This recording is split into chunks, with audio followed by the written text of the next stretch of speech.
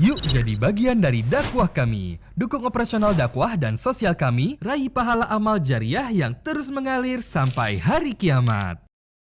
Assalamualaikum warahmatullahi wabarakatuh.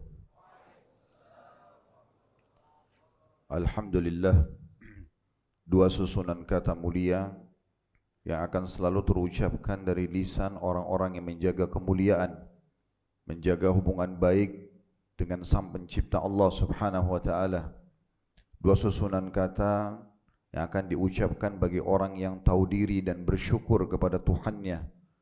Bermula dari dia dipilih untuk lahir di muka bumi ini, lalu Allah sempurnakan seluruh perangkat di tubuhnya, serta juga Allah melengkapkan dengan kedua orang tuanya, kerabatnya, dan memenuhi semua kebutuhannya dari air, oksigen, pakaian, makanan, minuman, sampai nanti Allah Subhanahu wa taala wahnya. Nikmat-nikmat Allah tidak terhingga yang terus Allah berikan kepada kita, di antaranya nikmat Islam dan iman dan berpegang teguh di atas sunnah Nabi sallallahu alaihi wasallam. Nikmat yang tidak terhingga ini kita bisa rasakan bersama-sama tentunya di ma'had ini, baik para pendirinya, para tenaga pengajarnya, bagian administrasinya, dan seluruh staf yang ada, semua orang yang punya andil, ide, saran, harta, semua wali-wali murid yang sudah memilih pesantren sebagai pendidikan pilihan buat anak-anaknya, semua anak-anak yang sudah mendukung kedua orang tuanya untuk sekolah di atas ma'had atau di ma'had yang berada di atas manhaj yang benar. Semua ini adalah panduan dan hidayah Allah Subhanahu wa taala yang tidak terhingga. Berapa banyak orang yang belum mendapatkan hidayah ini dari kalangan manusia yang sudah Allah ciptakan. Saya yakin juga kita berkumpul pada hari ini bersama-sama sesuai dengan takdir Allah Subhanahu wa taala, dan keinginan kita juga sama semuanya untuk memperkuat dan memperdalam nikmat Islam dan iman kita. Maka alhamdulillah atas nikmat tersebut, tinggal bagaimana setiap orang di antara kita mempertahankan sampai ajal datang. Allah kekalkan dalam Al-Quran, wa'bud rabbaka hatta ya'tiyakal yakin. Sembahlah Tuhanmu, tunduklah kepadanya sampai datang kepadamu kematian. Dan juga Allah berfirman di ayat yang lain, wala tamutunna illa wa antum muslimun. Dan jangan sampai kalian wafat atau meninggal dunia kecuali dalam keadaan Islam. Selanjutnya kita panjatkan salam hormat kita kepada manusia yang paling pantas untuk dihormati, dimuliakan, dijadikan sebagai idola dan suri tauladan. Penutup risalah langit, tidak ada lagi nabi dan rasul sesudahnya. Manusia yang sudah Allah sempurnakan fisiknya, ilmunya, nasabnya, imannya, dan apapun yang dikejar dari prestasi dunia dan juga akhirat sudah diraih oleh manusia terbaik ini. Allah memerintahkan kita untuk menjadikannya sebagai suri tauladan agar buah tidak jauh dari pohonnya. Artinya kita akan menyerupai beliau, meraih kesuksesan dunia dan akhirat. Dan mengucapkan salam hormat kepadanya dijadikan ibadah. Bahkan Allah pun mengucapkan salam hormat kepadanya. Maka sangat wajar setelah alhamdulillah bersyukur atas nikmat semua yang Allah berikan kepada kita, lalu kita mengucapkan salam hormat kita, salawat dan taslim kepada Nabi besar Muhammad sallallahu alaihi wa ala alihi wa sahbihi wasallam. Mungkin sebelum kita masuk ke tema tablik akbar kita, ada beberapa hal mungkin yang ingin saya titik beratkan. Yang pertama mungkin menjalankan sabda Nabi sallallahu alaihi wasallam, man lam yashkurun nas la yashkurullah. Siapa yang tidak berterima kasih pada manusia, maka belum berterima kasih kepada Allah. Maka saya pribadi mengucapkan jazakumullah khairan kepada seluruh yang berhubungan dengan Al-Wildan Islamic School, dimulai dari Ustaz Abdul Rahim hafizahullah, di mana beliau memang sahabat dekat saya, dan seluruh donatur, seluruh yang berhubungan dengan Al-Wildan yang tidak lepas dari peran-peran beliau lah. Sekolah-sekolah yang seperti ini mempertahankan sunnah Nabi SAW di atas pemahaman salaf berdiri, dan ini adalah hal yang sangat luar biasa. Dan kalau kita mempertahankan kemurnian sunnah Nabi SAW sesuai dengan perkataan Imam Ahmad rahimahullah, Siapa yang meninggal di atas sunnah, maka meninggallah. Tidak ada kekhawatiran tentang keselamatan dunia dan akhirat. Saya pun hadir di sini tentunya karena undangan yang diberikan, dan semoga saja kehadiran saya sesuai dengan yang diharapkan. Dan saya sekaligus secara pribadi mendukung semua muslim yang coba membuat pesantren-pesantren, ma'had-ma'had kalau bahasa Arabnya, atau apapun instansi-instansi yang mendukung semua penyebaran agama Islam, semua penyebaran sunnah-sunnah Nabi SAW sesuai dengan pemahaman salaf. Karena hampir semua orang menisbatkan diri kepada Al-Quran dan Sunnah, namun mereka melupakan sesuai dengan pemahaman para salaf, terutama 3 generasi awal, sahabat, tabi'in dan tabi'in. Maka ini perjuangan yang luar biasa, semoga terus berkembang dan semoga Allah ikhlaskan niat pendiri, donatur, pendukung dan siapapun yang terlibat dalam ma'had ini, sekaligus juga tabligh akbar ini. Semoga Allah ikhlaskan niat mereka dan menjadikan sebagai tambahan amal saleh. Juga tentunya dukungan kami untuk para wali-wali, orang tua murid yang sudah memilih pesantren sebagai pendidikan anak-anaknya. Saya sering kali meluruskan di banyak kajian-kajian kami, kadang-kadang pesantren sering dijadikan pilihan nomor kesekian.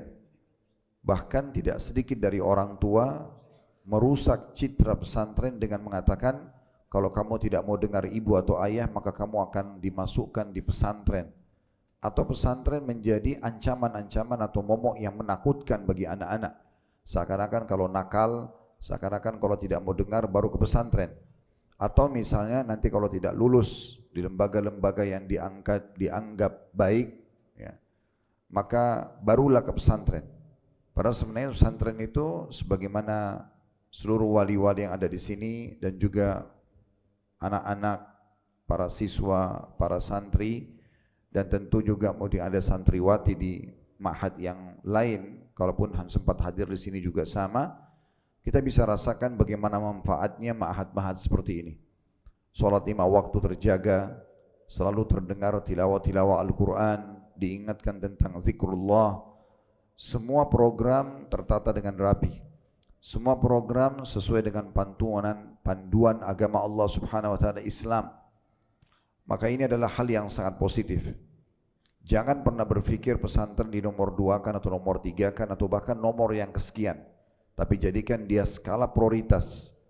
Harusnya dibalik, kalau tidak diterima di pesantren baru mencari opsi sekolah lain. Ini poin penting untuk kita garis bawahi bersama-sama tentunya.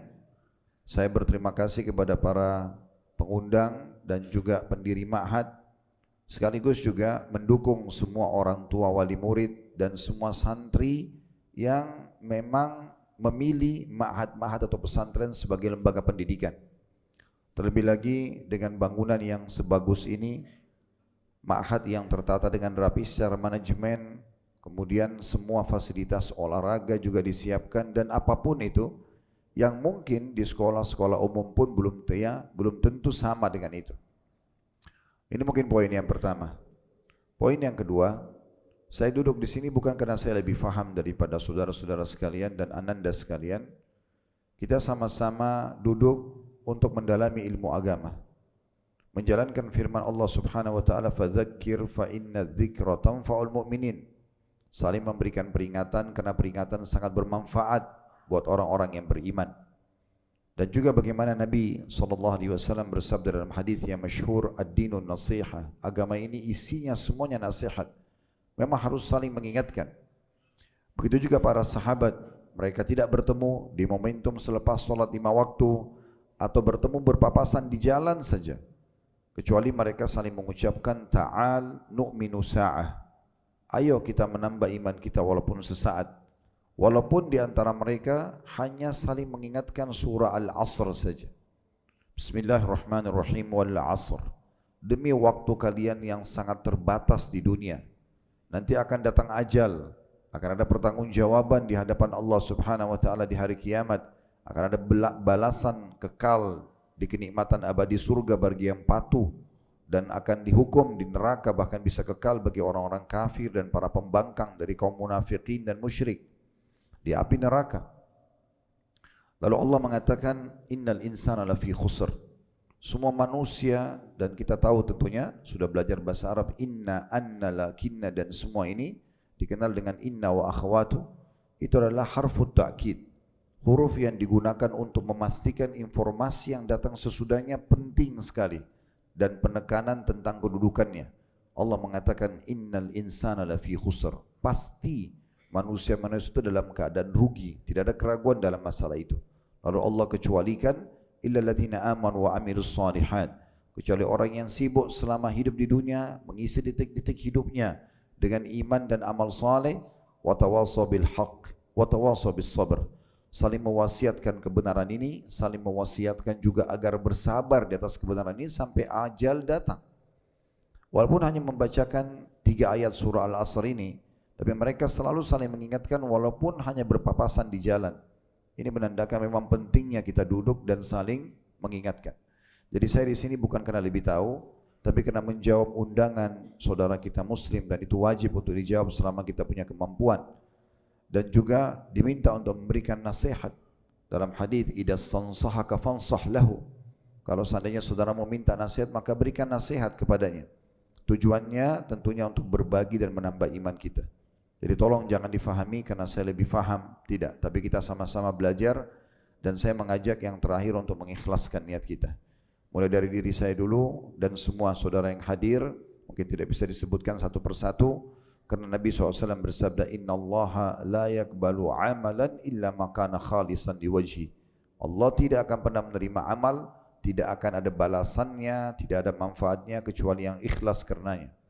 Kita duduk di sini bukan hanya karena seremoni, meramaikan majlis, bukan hanya testimoni, ingin coba-coba saja, tapi bagaimana kita mengejar keutamaan majlis ilmu yang terlalu banyak.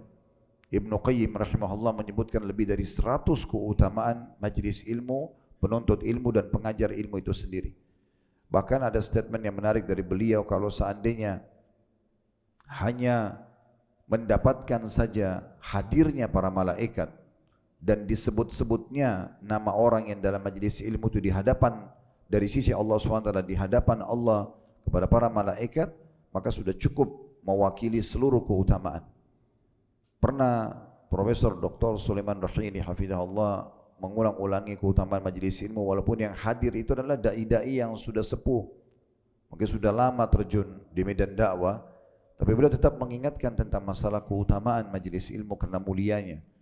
Di antara riwayat yang dihasankan para ulama, siapa yang keluar ikhlas menuntut ilmu, maka diberikan baginya pahala haji lengkap. Dan ini sebuah keutamaan luar biasa. Belum lagi dianggap seperti berjihad di jalan Allah. Belum lagi seluruh yang di muka bumi ini terlaknat, kecuali orang yang menyampaikan ilmu itu atau orang yang belajar ilmu, dan juga zikrullah, dan sekian banyak keutamaan-keutamaan majlis ilmu. Bersyukurlah wahai para ananda sekalian yang sudah hadir di pesantren ini, karena Allah Subhanahu wa taala mudahkan muncul di benak fikiran ayahanda dan ibunda anda semuanya atau ananda, bagaimana mereka memilihkan mahat ini. Dan ini adalah maslahat yang sangat besar. Makin bertambah umur nanti, maka ananda semua akan lebih merasakan manfaatnya, sebagaimana saya sendiri merasakan manfaat itu. Waktu saya masih kecil, ayah saya mengarahkan ke pesantren. Mungkin di saat itu saya gelisah, seperti mungkin sebagian ananda juga merasakan, ingin duduk bersama dengan keluarga di rumah, ingin bermain dengan adik-adik, ingin keluar bersama abi dan umi ataupun ayah dan ibu misalnya. Tapi karena masuk di ma'had, maka banyak waktu-waktu justru yang tersita di pesantren. Mungkin di waktu itu saya merasakan apa yang mungkin ananda sebagian ya di antara kalian merasakan, kegelisahan, ingin kumpul sama keluarga. Tapi demi Allah wahai ananda sekalian, saya merasakan manfaat yang luar biasa justru setelah saya dewasa. Saya terus mensyukuri nikmat Allah Subhanahu wa taala karena dulu ayah saya mengarahkan saya ke pesantren dan mengarahkan saya ke pendidikan agama Islam. Salah satu ulama yang masyhur di Saudi dan dosen di Ummul Qura, Dr. Muhammad, bercerita tentang pengalamannya. Satu waktu dia pernah datang ke satu pesantren di Saudi, dan kebetulan pada saat itu dia ingin berceramah tentang masalah keutamaan majelis ilmu. Lalu kemudian dia didatangi setelah kajian oleh seorang anak. Anak ini kebetulan anak pangeran. Jadi ayahnya pangeran yang sangat masyhur di Saudi. Kemudian anak itu mengatakan, "Syekh, Anda mungkin tahu ayah saya bernama Fulan bin Fulan, seorang amir, pangeran yang sangat masyhur." Maka Syekh Dr. Muhammad mengatakan, "Iya, saya mengenalnya." Lalu, "Bisa enggak bantu saya, Syekh?" Kata Syekhnya, "Apa yang bisa saya bantu?" Dia bilang, "Tolong sampaikan ke ayah saya agar keluarkan saya dari pesantren ini. Saya tidak mau di sini." Kata Syekhnya, "Kenapa kau tidak mau di sini?" Dia bilang, "Sementara sepupu-sepupu saya semuanya pergi ke Amerika, pergi ke Eropa, pergi sekolah di tempat-tempat yang mereka mau, setiap hari kumpul makan bersama orang tuanya, bermain bersama adik-adiknya, menikmati kamarnya, dan seterusnya. Sementara saya di sini berada di tempat yang jauh, terpencil. Setiap hari saya harus meraja Al-Quran, mengulang-ulangi hadis. Kalau saya salah mungkin saya bisa kena hukuman, terlambat sholat dan yang semisalnya, seperti peraturan pesantren umumnya." Kata Syekhnya, "Kalau itu saya tidak bisa. Saya tidak bisa sampaikan hal ini kepada orang tua." Kata Syekh Muhammad, saya lalu kemudian menasehatin saja. Saya mengatakan, "Cobalah bersabar, cobalah nikmatin." Lalu disebutkanlah banyak keutamaan-keutamaan ilmu. Ringkas cerita, setelah berjalan kurang lebih antara 10 sampai 15 tahun ke depan, kata Syekh Muhammad, saya diundang oleh seorang pangeran, bukan pangeran sebenarnya. Memang di Saudi itu kalau wali kota, kalau kita mungkin wali kota itu biasanya dari pangeran-pangeran, dari keluarga raja. Intinya seorang wali kota di sebuah kota baru membangun masjid yang sangat besar dan mewah. Kemudian saya diundang untuk tablik akbar di sana. Saya pun hanya datang untuk berceramah, namun ceramahnya setelah sholat waktu itu. Dan waktu habis azan menunggu iqamah, kami sedang menunggu imamnya. Dan imam ini dipuji-puji sekali oleh para pengurus masjid di situ, oleh pangerannya sendiri, oleh wali kotanya, dan banyak staf-staf pemerintahan pada saat itu. Lalu saya pun, kata Syekh Muhammad, penasaran ingin tahu siapa orang ini. Imam ini siapa? Begitu dipujinya luar biasa. Datanglah seorang anak muda dengan penampilannya bersih, kelihatan berwibawa. Kemudian datang lalu mengimami sholat dengan suara dan tilawah yang sangat indah. Setelah selesai sholat, lalu kemudian selesai zikir, imam itu datang lalu mengatakan, "Syekh, selamat datang, marhaban Syekh Muhammad." Lalu nanyakan kabar segala macam. Lalu kata anak atau imam itu berkata, "Apa Anda tahu siapa saya, Syekh?" Kata Syekhnya, "Tidak, saya tidak ingat." Dia bilang, "Saya anak pangeran yang dulu di pesantren minta saran kepada Anda agar bilang kepada saya agar saya dikeluarkan." Kata Syekhnya, "Subhanallah, apa yang terjadi setelah itu?" Dia bilang, "Saya coba bersabar di pesantren dan akhirnya Allah Subhanahu wa taala mudahkan saya menghafal 30 juz Al-Quran. Saya pun tamat akhirnya kuliah jurusan syariah, dan setelah itu saya dinobatkan oleh pemerintahan atau kerajaan Saudi untuk menjadi mufti di wilayah ini, sekaligus saya menjadi hakim di pengadilan, dan juga plus saya menjadi imam di masjid ini." Kata Syekhnya, "Alhamdulillah atas nikmat itu. Lalu bagaimana dengan sepupu-sepupumu yang dulu kamu bahas ke Amerika, ke Eropa?" Dia bilang, "Demi Allah Syekh, hidup mereka malah kacau semuanya. Ada yang narkotika, ada yang dipenjara, ada malah yang durhaka dengan orang tuanya. Lalu bagaimana pendapatmu?" kata Syekh. Dia bilang, "Alhamdulillah atas nasihat tersebut, dan saya bersyukur karena saya berada di atas keadaan sekarang." Pengalaman-pengalaman seperti ini harusnya jangan luput dari kita. Harusnya betul-betul kita fahami bahwasanya apa yang telah terjadi pada kehidupan orang menjadi pelajaran buat kita. Pengalaman hidup itu sesuatu yang paling mahal. Oleh karena itu, bergembiralah ananda sekalian berada di ma'had seperti ini. Bergembiralah para abi dan umi atau orang tua yang sudah menyekolahkan anaknya di ma'had-ma'had seperti ini. Bergembiralah para staf pengajar, administrasi di ma'had seperti ini, karena Anda sedang berjuang mencetak kader-kader umat yang beriman dan beribadah dan bertauhid kepada Allah SWT.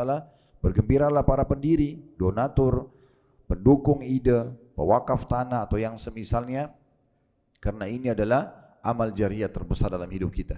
Oleh karena itu bersyukur, bertahan, bersabar, setiap ada godaan syaitan, selalu baca a'udzubillahi minasyaitonirrajim. Tidak ada sesuatu yang lebih mulia teman-teman sekalian daripada ilmu. Agama Islam adalah agama ilmu. Dan ini lembaga untuk menuntut ilmu yang benar. Maka cerdaslah agar selalu mengikuti setiap instruksi yang ada, mendengar setiap nasihat yang ada, merasa rugilah kalau ada guru justru yang kita tidak faham apa yang sedang disampaikan. Saya ingin berbagi pengalaman saya juga sebagai penuntut ilmu. Saya waktu masih tahun 90-an sampai tahun 98 pernah Allah takdirkan sekolah di kota Rasulullah SAW dari SMA sampai S1 waktu itu. Saya pernah mengadakan eksperimen. Di kelas saya, waktu itu ada 50 orang mahasiswa, memang waktu itu sudah kelas kuliah waktu itu. Saya lihat ada 50 orang di kelas dan kelas itu terbagi dua. Dua baris pertama atau tiga baris pertama itu umumnya adalah orang-orang yang rajin. Dua baris yang ke belakang itu orang-orang yang malas biasanya. Ini terjadi waktu itu, saya tidak katakan di pesantren ini, tapi terjadi waktu itu. Saya ingin berbagi pengalaman. Maka pada saat itu saya sempat pilih kursi paling belakang di sudut sebelah kanan. Saya masih ingat waktu itu. Karena saya pikir waktu itu saya bisa melihat dengan leluasa seluruh ruang kelas. Dengan tujuan supaya saya betul-betul bisa melihat ruang itu, saya leluasa juga melihat tulisan dosen pada saat itu dan segala macam, niatnya baik. Tapi subhanallah, betul-betul pengaruh lingkungan, kondisi, keadaan itu besar sekali. Saya melihat dua baris ke belakang ini karena mereka sedikit jauh dari dosen atau pengajar, maka mereka malas sekali. Apalagi kalau datang dosen yang tidak peduli dengan kondisi mahasiswanya atau pelajarnya. Dia datang, dia ajarkan materinya, faham nggak faham dia tinggalkan. Yang penting dia sudah jalankan tugasnya. Ada sebagian dosen atau pengajar yang kuat di argumentasi, ada yang kuat di tulisan, ada juga kuat dari pendekatannya. Cukup banyak hal-hal yang terjadi dalam alam menuntut ilmu ini. Tapi yang jelas, waktu itu saya melihat, saya sendiri pun mulai terpengaruh. Teman saya kadang-kadang dosen lagi ngomong, diajak ngobrol sama dia. Akhirnya kadang-kadang dia tulisin satu kertas, lalu oret-oret kertas tersebut, intinya ada detik-detik di mana luput dari saya ilmu-ilmu itu. Lalu saya berazam pada saat itu, saya mengambil satu keputusan yang saya tidak bisa lupa dalam hidup saya dan saya akan berbagi pada semua penuntut ilmu. Maka saya langsung ambil keputusan, kayaknya nggak bisa seperti ini. Kalau saya terus membiarkan detik-detik hidup saya terlewatkan ngobrol kosong, dengan orang yang selalu cuma mau ngobrol kosong saja, tidak ada manfaatnya, atau di sebelah kiri kanan saya justru orang yang tidur, atau mungkin orang yang suka iseng dan saya ikutin mereka, maka saya akan seperti mereka. Sementara 2 atau 3 saf di depan itu, orang-orang yang dosen sebelum datang saja sudah disiapin bukunya, udah buku-buku kitabnya sudah disiapin. Mungkin waktu itu kita masih pakai kitab ya, mungkin sekarang banyak pakai PDF, banyak pakai proyektor, atau mungkin banyak media-media yang baru gitu ya. Jadi sudah disiapkan kitabnya, sudah disiapin buku tulis dan pulpennya. Dan mereka sibuk, 50 menit dosen datang mereka menulis semuanya. Seakan-akan merasa rugi kalau ada detiknya yang tidak diisi dengan ilmu tersebut. Saya coba ubah, saya ambil prinsip saya pada saat itu, saya tanamkan prinsip baru, saya harus pindah. Saya pindah tempat duduk, saya pindah ke depan. Dan pada saat itu kebetulan memang tidak ditentukan nomor kursi ataupun nama orang tertentu di kursi itu. Maka saya pun pindah. 3 bulan pertama saya kelabakan sekali mengikuti orang-orang di sekitar kiri kanan saya. Mereka kebetulan memang mumtaz semuanya. Karena mereka dosen masuk, mereka betul-betul tidak menyanyikan satu detik pun. Dosen menjelaskan, mereka perhatian, mereka menulis. Dan kalau mereka bertanya, betul-betul mereka ingin faham. Sehingga 50 menit sampai 60 menit dosen datang itu semuanya hal-hal yang bermanfaat. 3 bulan pertama saya kelabakan sekali. Karena saya tidak bisa ikutin. Mereka semua sudah terbiasa menulis apa yang dosen ucapin. Mereka sudah tahu harus buka kitab ini di halaman berapa, di bab apa. Dan mereka sudah betul-betul mengikuti alur yang dosen sudah ajarkan. Tapi waktu itu saya tidak putus asa. Saya tetap terus berusaha untuk menulis. Dan alhamdulillah saya masih menyimpan tulisan tangan saya pada saat itu. Dan waktu itu Allah SWT mudahkan, saya akhirnya bisa menggunakan 2 pulpen untuk menulis semua apa yang dosen ucapkan. Yang perkataan beliau, mutara ilmu dengan tinta berwarna hitam, kalau ayat Al-Quran atau hadits Nabi dengan tinta warna merah. Awalnya kelabakan, tapi lama-kelamaan saya jadi bisa. Awal biasa juga masih berantakan, saya pulang ke kamar di asrama, saya rapikan lagi kembali. Setelah itu alhamdulillah setelah 3 bulan saya sudah bisa bersaing positif sama orang-orang yang mumtaz dan saya pun nilainya sama dengan mereka. Dan luar biasa waktu itu ya, cukup banyak teman-teman kita justru yang membutuhkan tulisan kami pada saat menjelang ujian dan akhirnya mereka menghafal banyak ayat Al-Quran, banyak hadis Nabi SAW dari tulisan kami. Berapa banyak pahala yang didapatkan? Ternyata untuk menjadi orang prestasi itu harus kita membentuk diri kita sendiri. Selain ikhlaskan niat, kita bentuk diri kita sendiri dan kita harus punya prinsip bahwasanya saya harus menjadi orang yang sukses dan berhasil. Kalau orang itu bisa mumtaz, kenapa saya enggak bisa? Kalau orang itu bisa menghafal Quran, kenapa saya tidak bisa? Kalau orang itu bisa menghafal sekian hadis, kenapa saya enggak bisa? Maka semua ini adalah poin-poin penting untuk bisa diperhatikan untuk para penuntut ilmu. Sesuai dengan apa yang diminta kepada kami tentunya, yang saya tangkap adalah materi yang diminta hari ini masalah yang umum sekali dan juga tetap kita butuhkan. Materi yang tidak pernah basi, tidak akan pernah selesai untuk dibahas.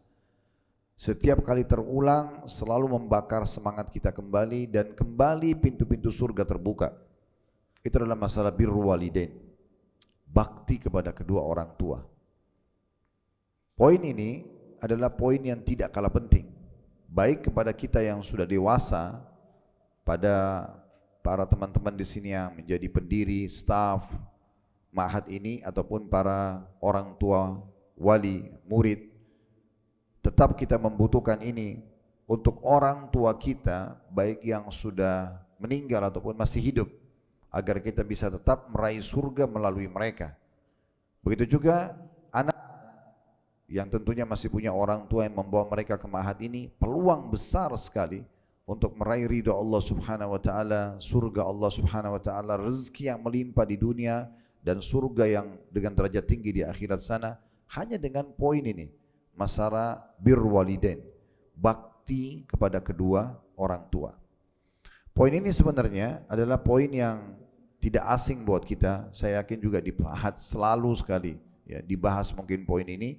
Namun mungkin ada hal-hal mendasar yang mudah-mudahan dengan kita kembali mereview atau mengingatnya, maka kita akan lebih bisa kuat lagi dan lebih semangat untuk birrul walidain atau bakti dengan kedua orang tua.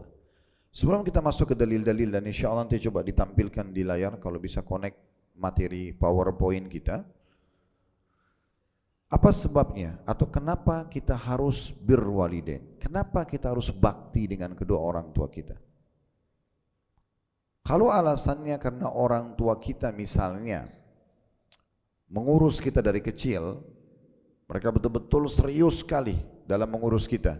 Makanan, minuman, pakaian, segala macam, perlindungan, pendidikan semua diperhatikan, mungkin bisa jadi alasan. Tapi masalahnya, bab birrul walidain jauh lebih luas daripada itu dalam Islam. Kalau ada seseorang di antara kita yang dibuang oleh orang tuanya, dibuang di pinggir jalan, bukan cuma dititipin pada manusia, dibuang di pinggir jalan, sampai akhirnya kita dipungut oleh orang lain dan dibesarkan, lalu kita menjadi orang yang sukses pun.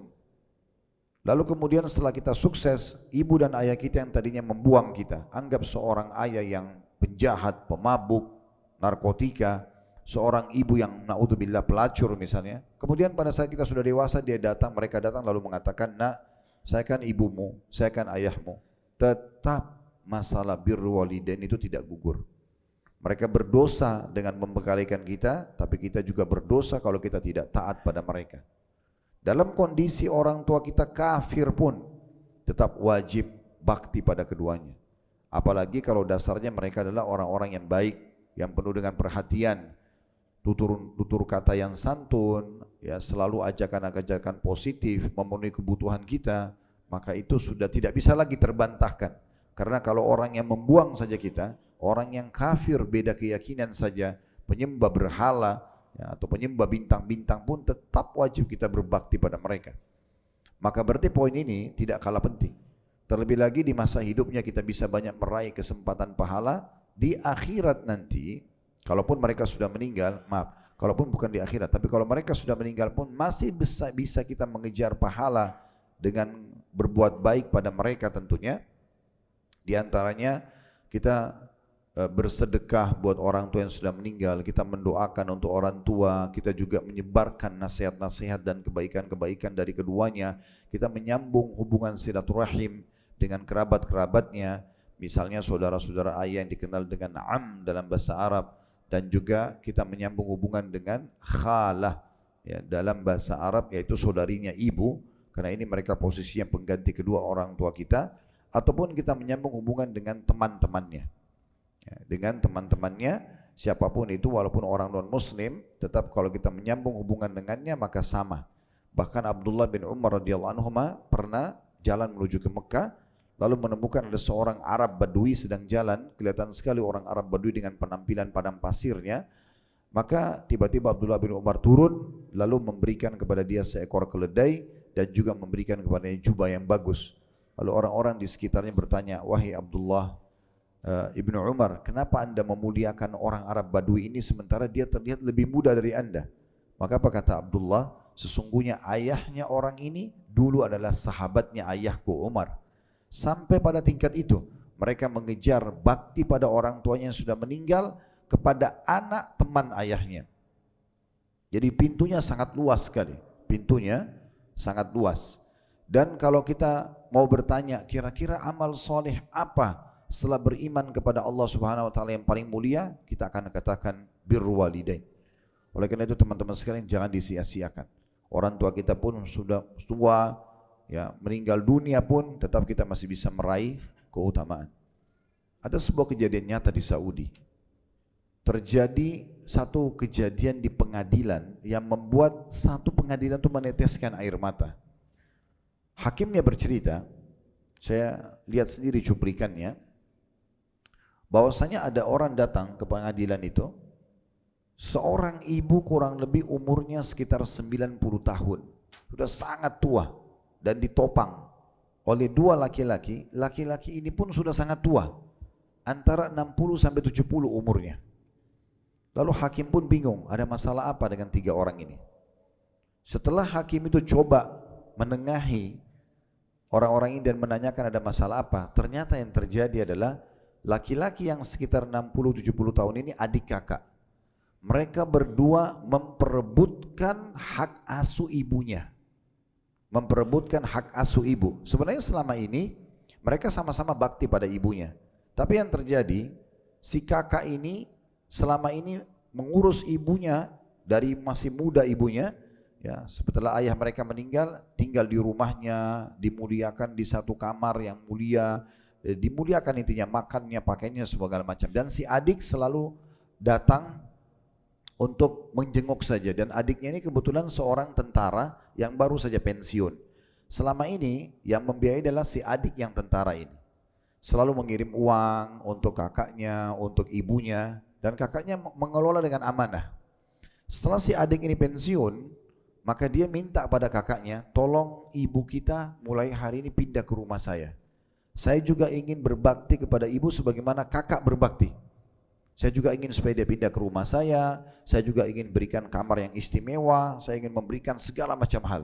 Tapi si kakak menolak, gak mau, gak bisa. Kamu boleh bakti sama ibu ini, ibu kita ini, tapi tetap di tempat saya. Saya tidak mau ibu saya hilang sekejap mata pun dari mata saya. Maka si adik mengatakan, saya pun ingin mengejar hal itu. Karena masalah ini masuk ke pengadilan. Mereka memperebutkan siapa kira-kira yang paling pantas menempatkan ibunya di rumahnya. Coba bayangkan ini. Bagaimana luar biasa mereka berpikir bagaimana birrul walidain mereka. Maka hakimnya bingung, gimana kira-kira memecahkan permasalahan ini? Karena harus diputuskan, hanya pindah rumah saja, hanya pindah rumah. Si adik tetap ngotot supaya ibunya diputuskan oleh pengadilan pindah ke rumahnya, tapi si kakak boleh tetap datang dan mengunjungi. Si kakak tetap ngotot, gak bisa, ibu harus tinggal di rumah dan adik saja yang bolak-balik sebagaimana sudah berjalan sekian tahun. Tapi karena dua-duanya ngotot masuk ke pengadilan. Hakim lalu berkata, saya tidak tahu harus buat apa.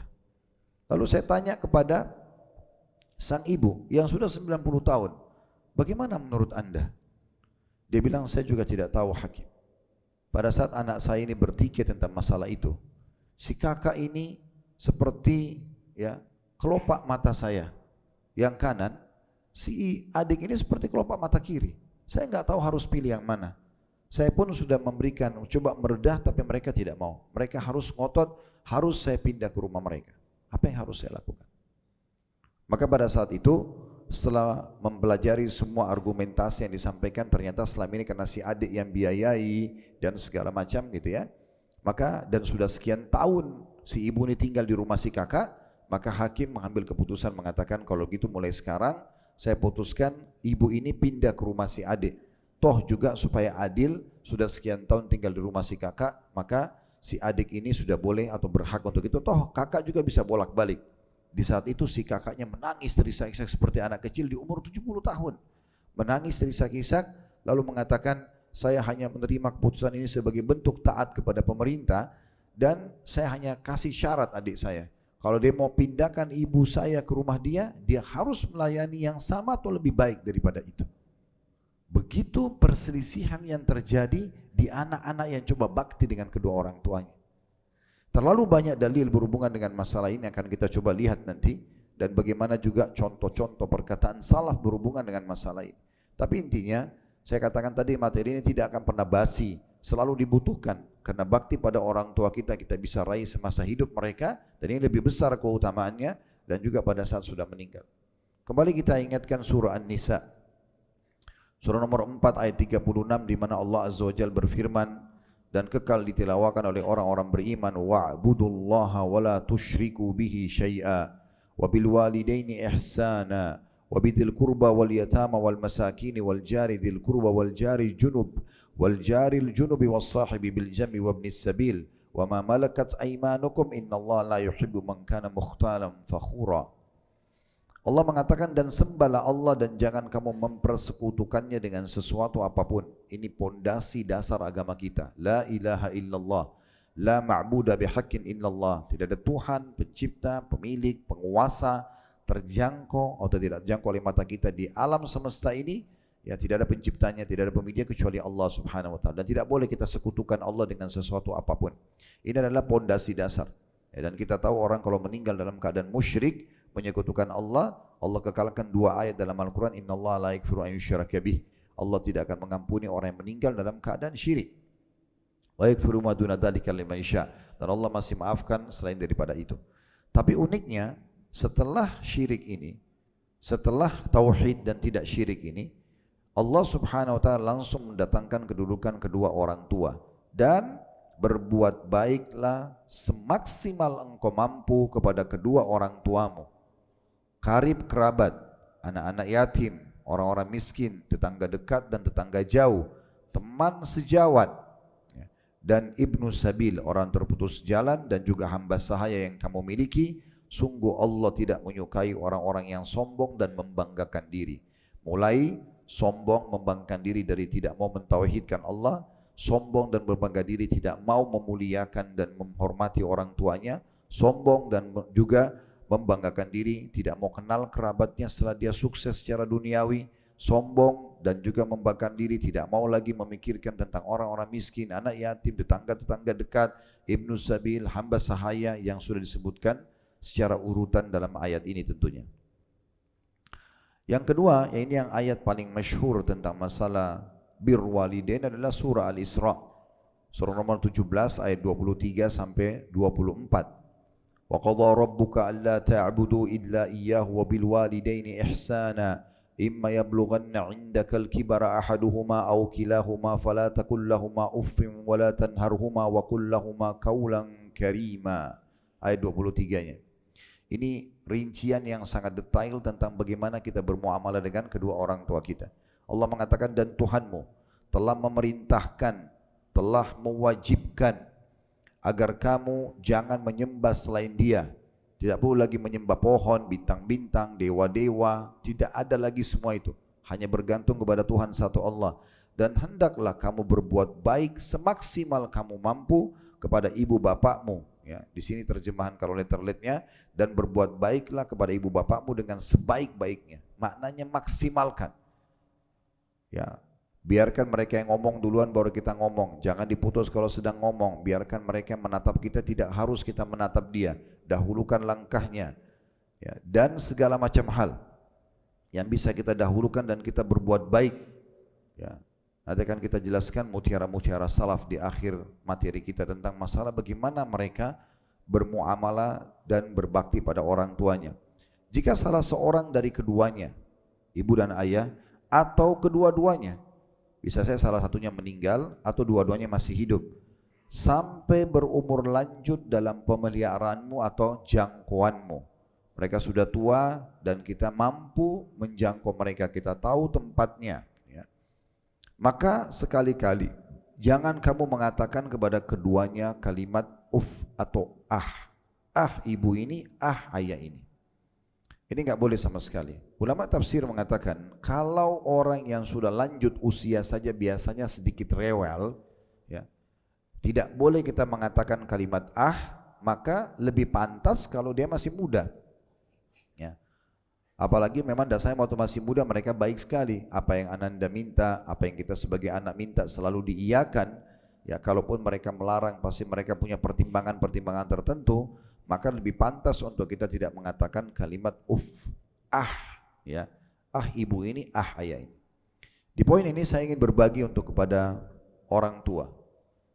Saya pribadi coba menerapkan itu di rumah dan saya melihat hasilnya sangat besar sebenarnya. Walaupun tentu masih tetap butuh perjuangan dalam mendidik anak-anak, ya. Coba sebagai orang tua jangan terlalu banyak memberikan pilihan kepada anak-anak, ya. Ini bukan menjatuhkan anak-anak kita, bukan.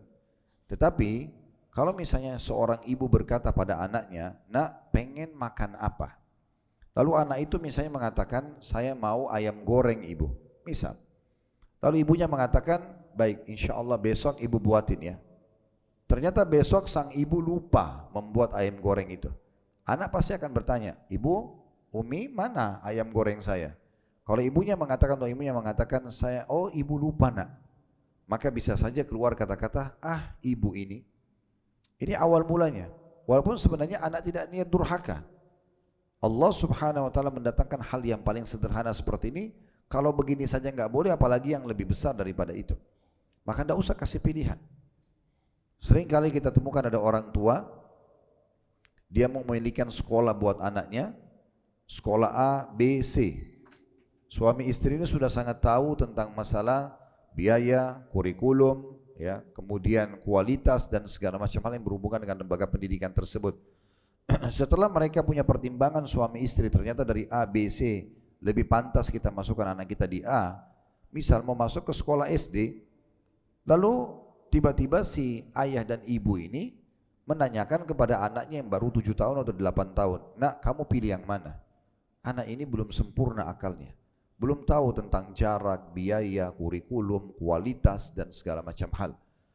Kemudian waktu ditanya, kebetulan sang anak ini karena suka tembok berwarna biru misalnya, kebetulan sekolah C yang berwarna biru, maka dia mengatakan yang biru. Lalu kedua orang tuanya pun mengikutinya. Ini semua bibit-bibit durhaka yang tanpa disadari. Karena akhirnya si anak nanti hanya mengatakan, orang tua saya akan ikutin saya. Saya ingat betul pernah saya bimbing umrah, semoga Allah berikan hidayah, tapi saya tidak sebutkan nama juga tentunya, hanya sebagai contoh. Ada beberapa jemaah, bukan 1-2 orang, yang setiap kali sang ayah, ya, atau ibu mau pergi makan misalnya di hotel, selalu tanya anaknya masih kecil yang 7 tahun, 8 tahun, bang mau makan enggak? Pada saat anaknya mengatakan, enggak belum lapar, ayahnya dan ibunya walaupun lapar tidak makan. Subhanallah. Kenapa harus membuka pintu ini buat anak-anak kita? Kenapa kita enggak bilang saja, ibu lebih paham nih masakan atau apa makanan yang ada atau yang bisa disiapkan di rumah. Udah tinggal siapkan makanan tersebut. Kalau seorang istri yang tanya pada suaminya masuk akal. Tapi kalau tanya pada anak enggak perlu. Siapkan apa yang ada, bahasakan ke anak-anak, ini rezeki kita hari ini nak, baca bismillah, makan tangan kanan. Syukuri nikmat ini. Biasakan begitu. Anak-anak yang kita biasakan seperti ini, pastikan mereka akan selalu patuh dan mendengarkan. Nak nanti sekolah sini, nak nanti pakai baju ini. Mereka iya saja semua. Dan memang anak yang baik adalah anak yang mendengarkan apa yang orang tuanya pilihkan. Karena kita dijadikan sebagai orang tua, berarti sebagai wali atau penentu jalur hidup anak itu. Bahkan dari hal yang kecil pun, dari makanannya, dari minumannya, sampai kepada hal-hal yang besar. Maka ini sedikit hikmah yang bisa kita ambil dari wala taqul lahum uff, dan jangan pernah ucapkan kalimat Lalu Allah bilang, dan jangan yang lebih besar lagi, jangan kamu membentak mereka. dan ucapkan kepada mereka perkataan yang mulia. Qaulan karima adalah perkataan yang betul-betul dipilih setiap hurufnya. Bukan cuma dipilih setiap katanya, setiap hurufnya dipilih, mana kata-kata yang paling baik yang tidak menyinggung orang tua, mana juga tentunya yang dilihat yang tidak menyakiti hati mereka dan kira-kira membuat mereka ridho. Bahkan intonasi suaranya di bawah intonasi suara orang tuanya. Utsman bin Affan radhiyallahu anhu dinukil bahwasanya dijadikan contoh sebagai orang yang paling bakti sama orang tuanya. Ya, dikatakan bahwasanya Utsman bin Affan kalau bertemu dengan ibunya tidak berani melihat wajah ibunya. Utsman bin Affan tidak pernah melihat ke wajah ibunya, takut sorotan matanya menyakiti ibunya. Dan setiap kali ibunya bilang apapun semuanya diiyakan. Kadang-kadang kalau ada yang belum dia faham, pada saat dia keluar dia bilang, dia tanya adik kakaknya, tadi ibu kita pesan apa? Baru kemudian dia jalankan. Berapa banyak kaum salaf nanti akan kita lihat mereka melakukan perbuatan-perbuatan seperti ini karena betul-betul menjaga ternyata dari kedua orang tua ini pintu surga terbuka. Ada tuh kejadian nyata di Saudi, seseorang akan dipenjarakan, tapi secara zalim. Ini kisah nyata. Dia pada saat itu punya sertifikat tanah dan dipalsukan sertifikat tanah itu oleh seseorang. Entah bagaimana dia melakukan itu sampai akhirnya betul-betul berhasil. Si penjahat ini berhasil meyakinkan hakim kalau itu adalah sertifikat asli, justru pemilik tanah yang asal ini itu justru sertifikat palsu. Dan tidak sampai di situ, dia dengan kejahatan kriminalnya dia mengatakan bahwasanya dengan ini saya menuntut kalau orang ini telah berdusta, pemilik tanah asli, dan dia harus dipenjara. Orang yang pemilik tanah yang asli ini, yang terzalimi, dia tidak tahu harus buat apa. Keputusan kalau tidak salah pengadilan tinggal 2 atau 3 jam lagi akan diputuskan, dia akan dipenjara, bukan hanya sekedar disuruh berikan atau mengakui kalau itu adalah sertifikat palsu, tapi dia pun akan dipenjara. Sudah kehilangan tanah, rusak namanya, juga dia dipenjara. Ini kezaliman luar biasa. Maka waktu itu subhanallah dia terfikir untuk menelpon ke seorang syekh di kota dia. Lalu dia telepon, lalu dia mengatakan, syekh kejadiannya seperti ini, diceritakanlah sama dia. Syekhnya tidak banyak memberikan saran, cuma menanyakan, apakah kedua orang tua masih hidup? Maka kata orang itu, ayah saya sudah meninggal, tinggal ibu saya. Apa dia tinggal satu kota sama kamu? Kata orang itu, iya, satu kota dengan saya. Kata syekhnya, kalau kau mau dengar saran saya, kalau kau masih bisa diizinkan keluar oleh hakim dari pengadilan, sekarang keluar, cari restoran terbaik, beli makanan terbaik, duduk makan siang sama ibumu. Itu saja. Kata orang ini, syekh, saya 2-3 jam lagi akan divonis di penjara, ini bisa puluhan tahun saya di penjara. Sertifikat dipalsukan, dirusak nama saya pun sekarang akan dipenjara. Saya tidak punya lagi kekuatan, orang ini sudah dibenarkan oleh hakim. Anda masih suruh saya beli makanan, makan sama ibu saya. Kata syekhnya, kalau kau mau dengar saran saya, lakukan itu. Subhanallah, tutup telepon. Orang ini berpikir, coba saya ikutin sarannya syekh. Dia keluar dari pengadilan, dia beli makanan terbaik, dia telepon ibunya, ibu, saya mau datang makan sama ibu.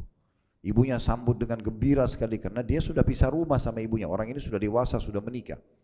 Maka dia pun makan siang. Subhanallah, setengah jam dari waktu itu, kata syekhnya, dia telepon kembali ke syekh. Lalu dia mengatakan, syekh, alhamdulillah.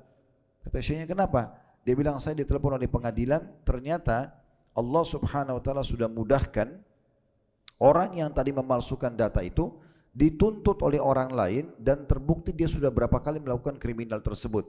Dan sekarang dia pun akhirnya akan dimasukkan ke penjara, keputusan hakim. Tiba-tiba spontan, hanya dalam waktu setengah jam. Padahal tadi dia sudah menang orang itu. Lalu dan saya alhamdulillah dikembalikan sertifikat tanah saya. Kata syekhnya, kira-kira menurut kau apa sebabnya? Dia bilang, demi Allah syekh, saya yakin doa ibu saya. Pada saat saya masuk ke ruangan ibu saya bawa makanan, saya enggak ceritakan permasalahan saya. Tapi saking gembiranya ibu saya mengatakan, semoga Allah mudahkan urusanmu nak, semoga kau selamat dari mara bahaya. Saya yakin karena itu tiba-tiba saya ditelepon. Seorang salaf dinukil kisahnya masuk di kancah jihad, berperang. Pada saat dia terkepung dengan prajurit-prajuritnya, kebetulan dia panglima perang, maka dia mengatakan, Allahu Akbar, kemenangan sudah datang. Maka prajuritnya berpikir, betul mungkin bala tentara datang. Kemudian mereka pun berjuang sampai akhirnya Allah berikan kemenangan. Padahal mereka sudah terdesak di satu titik di mana musuh berada dari seluruh penjuru. Tapi mereka diberikan kemenangan. Setelah selesai menang, musuh-musuh juga banyak yang terkalahkan jadi korban. Maka para prajuritnya mengatakan, tadi anda sempat bertakbir dan mengatakan pertolongan sudah datang. Kami pikir bala tentara dari kekuatan muslimin sudah datang. Tapi kami lihat tidak ada orang-orang. Dari mana anda yakin kemenangan datang? Dia bilang dari doa ibu dan ayah saya. Karena sebelum saya pergi saya sudah katakan, ibu ayah doakan supaya kemenangan selalu bersama saya. Dan saya yakin justru di saat puncak-puncak seperti ini Allah akan berikan kemenangan. Dan sekian ribu kisah-kisah yang seperti ini. Orang itu teman-teman sekalian perhatikan baik-baik. Ya. Birru walidain itu adalah sesuatu yang sangat mahal. Di ayat 24-nya kita lanjutkan makna daripada surah Isra ayat 24, wakhfid lahuma janahadz-dzulli minar rahmah wa qur rabbirhamhuma kama rabbayani shaghira, dan rendahkan dirimu terhadap keduanya dengan penuh kasih sayang. Perhatikan kata-kata rendahkan dirimu. Rendahkan diri dalam semua makna. Intonasi suara lebih kecil, tatapan mata tidak lebih besar dari tatapan mata orang tua, tangan yang diangkat tidak tinggi dari tangan orang tua, tidak mendahului langkahnya, naik tangga, jalan. Ya, sampai Umar bin Khattab radhiyallahu anhu ditanya, bagaimana anak anda berbakti pada anda? Kata Umar, dia tidak pernah jalan di depanku dan tidak pernah memutus perkataanku. Itu diantaranya. Jadi betul-betul merendah depan orang tua ini luar biasa. Mendahulukan segala hal ya, yang kira-kira membuat orang tua itu bahagia. Ya, sampai sebagian salaf tidak berani makan dengan orang tuanya, khawatir nanti tangannya menjamah potongan makanan yang orang tuanya suka. Karena orang tua pasti akan mengalah, gitu kan? Orang tua itu pasti akan mengalah dengan anak-anak. Maka kita sebagai anak harus lebih faham masalah itu.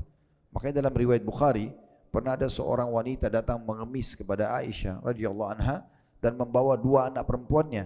Kemudian Aisyah mengatakan, saya tidak punya kecuali 3 butir kurma saja.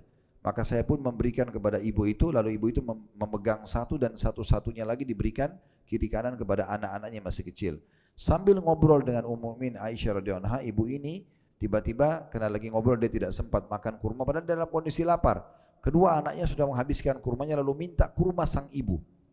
Maka kata Aisyah, saya melihat ibu tersebut membagi 2 kurma dia dan memberikan pada anaknya padahal dia dalam kondisi lapar. Lalu Aisyah mengatakan, saya kagum dengan sikap ibu tersebut, bagaimana perhatian terhadap anaknya.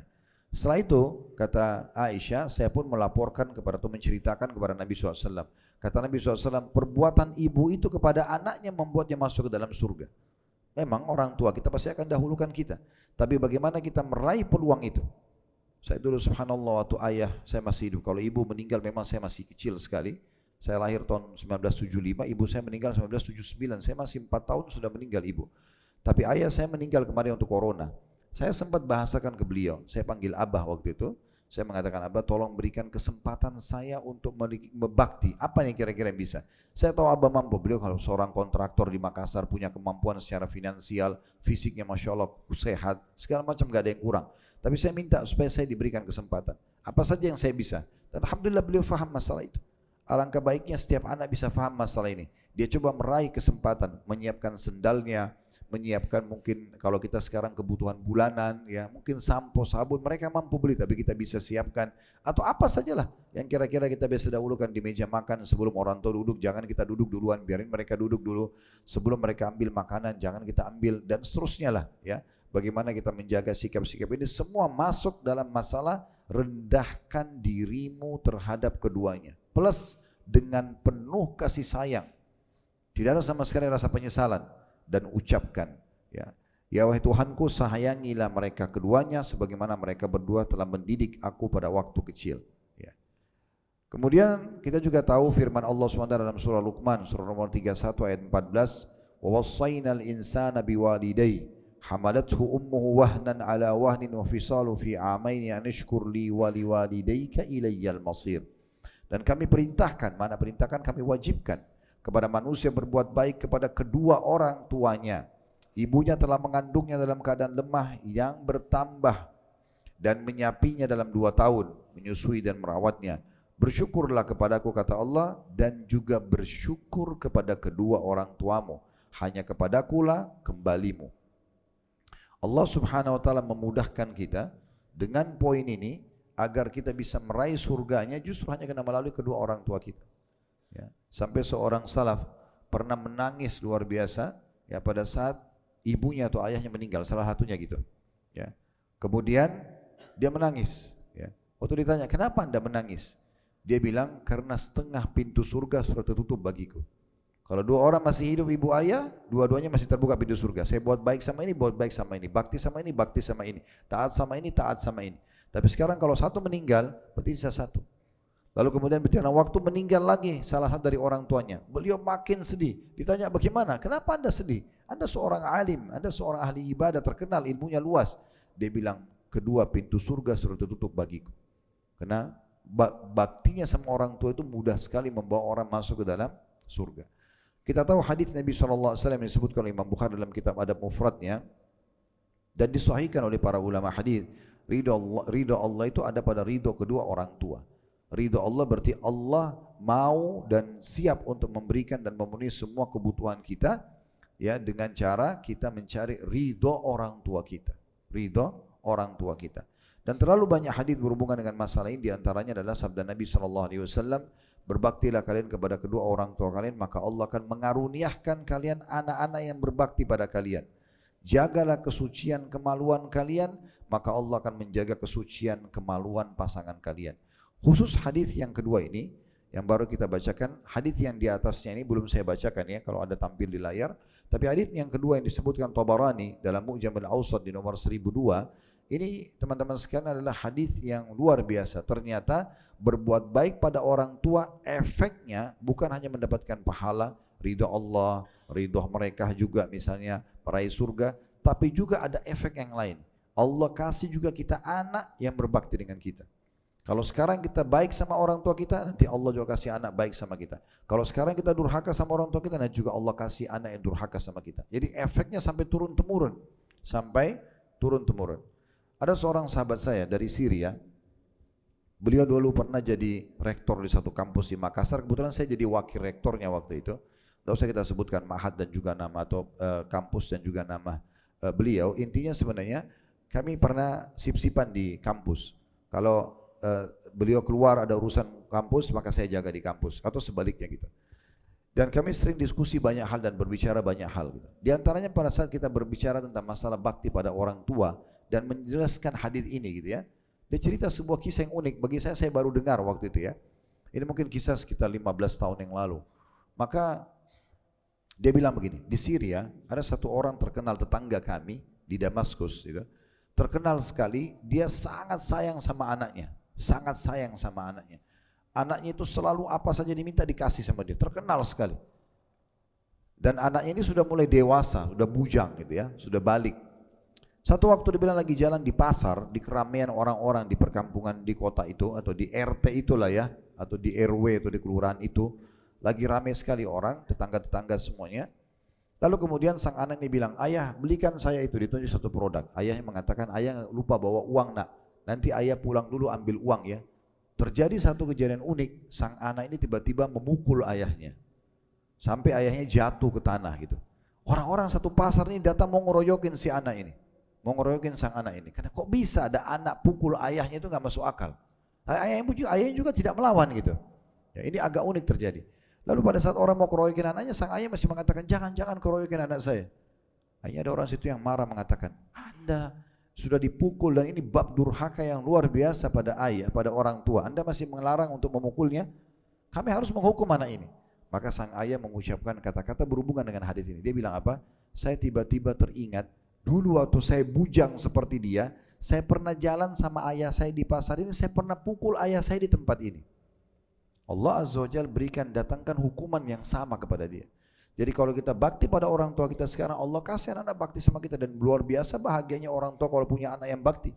Semua di sini tentu ayah anda dan bunda yang menjadi wali murid, ya, atau kita mungkin semua juga di sini yang sudah punya anak-anak, kita bisa lihat bagaimana bahagia yang kita bisa rasakan di saat kita memerintah suatu anak itu patuh. Iya ayah, iya ibu, iya abi, iya umi, semuanya iya, semuanya diiyakan. Itu ada kebahagiaan tersendiri. Maka ini teman-teman hanya akan ini akan didapatkan, satu resepnya adalah dengan cara kita juga bakti pada orang tua kita. Sebagaimana tentu resep yang lain adalah bagi orang dewasa tentu faham masalah ini. Lanjutan hadisnya adalah orang kalau jaga kesucian kemaluannya, tidak berzina, tidak selingkuh, juga Allah akan jaga kesucian pasangan kita. Hadis yang di atasnya riwayat Imam Muslim, Kata Nabi SAW, seorang anak tidak dapat membalas budi kedua orang tuanya kecuali jika dia menemukannya dalam keadaan menjadi budak, lalu dia membelinya kemudian membebaskannya. Tentu hadis ini di masa kita sekarang tidak ada perbudakan. Tapi di masa dulu ada perbudakan. Perbudakan ini disebabkan karena dua. Dari peperangan, tawanan perang, atau orang yang dirampok pinggir jalan lalu kemudian diambil hartanya lalu dijual di pasar budak. Ini harusnya ya dibebaskan baru bisa bebas menjadi seperti manusia biasa. Islam datang mengatur itu. Di antaranya banyak ayat mengatakan fakku raqabah, tahrir raqabah, bebasin budak, ya, dan banyak sekali hukum-hukum yang berhubungan dengan masalah ini. Tapi kalau seandainya ada anak mendapatkan orang tuanya di pasar budak, di masa sekarang sudah tidak ada. Semenjak perang dunia kedua sudah dihapus, disepakati seluruh dunia. Sebelumnya ada. Nah, kalau ada di pasar budak lalu kita beli, maka itu termasuk pintu bakti, walaupun belum menggugurkan semua bakti. Hadits yang masyhur riwayat Bukhari Muslim selanjutnya Ibnu Mas'ud radhiyallahu anhu berkata, aku menanyakan kepada Nabi SAW tentang amal apa yang paling Allah cintai, paling besar pahalanya, ya paling cepat membersihkan dosa-dosa, paling cepat meninggikan derajat di surga. Ya. Maka Nabi SAW mengatakan sholat pada waktunya, azan sholat, gak ada aktivitas yang lain. Dan kalau kita bisa menggabungkan tiga hal ini dalam sholat, maka kita sudah khusyuk. Tepat waktu, azan langsung sholat, tepat gerakan, dan juga tepat bacaan yang diajarkan oleh Nabi SAW. Ini namanya khusyuk. Kemudian ditanya lagi, lalu amalan apa lagi? Kata Nabi SAW, berbakti kepada kedua orang tua. Setelah sholat, orang tua. Ya. Ini di Ramadan seperti apalagi akhir-akhir ini banyak orang yang mudik biasanya ya. Ini orang mudik pulang ke kampung, orang tuanya di kampung ya. Ini perlu kita ingatkan sekaligus sedikit ya, mutiara tambahan ilmu di sini. Karena banyak orang yang pada saat dia pulang, ibunya sama ayahnya sudah nunggu di kampung karena sudah sekian tahun pergi Jakarta kerja misalnya, ingin mendengarkan ceritanya, ingin duduk bercerita, ingin melepaskan rindu, tapi anak-anak ini malah ketemu sama orang tuanya 5-10 menit, habis itu pergi sama teman-temannya dan meninggalkan orang tuanya, ibu ayahnya nanti malam baru pulang ke rumah. Ini semua bisa masuk dalam bab durhaka. Harusnya waktu buat teman-teman itu adalah sebagian kecil, sisanya untuk kedua orang tua kita. Ini penting untuk digarisbawahi. Kemudian aku bertanya lagi, ya, apa lagi setelah itu? Setelah sholat tepat waktu, setelah berbakti sama orang tua, maka dijadikan yang ketiga, kata Nabi SAW adalah jihad di jalan Allah. Berperang di jalan Allah pun belum bisa menyamai riwayat atau kegiatan seseorang untuk bakti pada orang tuanya. Jihad pun belum bisa mengalahkan. Dalam riwayat Imam Muslim disebutkan, Aqbala rajulun ila Rasulillah sallallahu alaihi wasallam faqal, seseorang laki-laki datang kepada Nabi SAW seraya berkata, ubayi'uka 'alal hijrati wal jihad, saya ingin membaiat Anda, janji setia untuk melakukan dua hal. Saya hijrah, tinggalkan negeri saya datang tinggal di Madinah, dan juga saya ingin berperang. Semua jihad Anda saya akan ikuti. Perang, menumpahkan darah, ini ibadah luar biasa. Hijrah dan jihad ini ibadah yang besar gitu. Abtagil ajra minallah, saya ingin dapat pahala dari sisi Allah. Anak muda ini mau lakukan hijrah dan jihad. Qala, maka Nabi SAW tanya pertanyaan pertama, karena orang ini dari luar kota Madinah. Fahal min walidaika ahadun hayy, apakah ada salah satu dari orang tuamu masih hidup? Qala na'am, bal kilahuma hayy. Ya, bahkan dua-duanya masih hidup, ayah dan ibuku.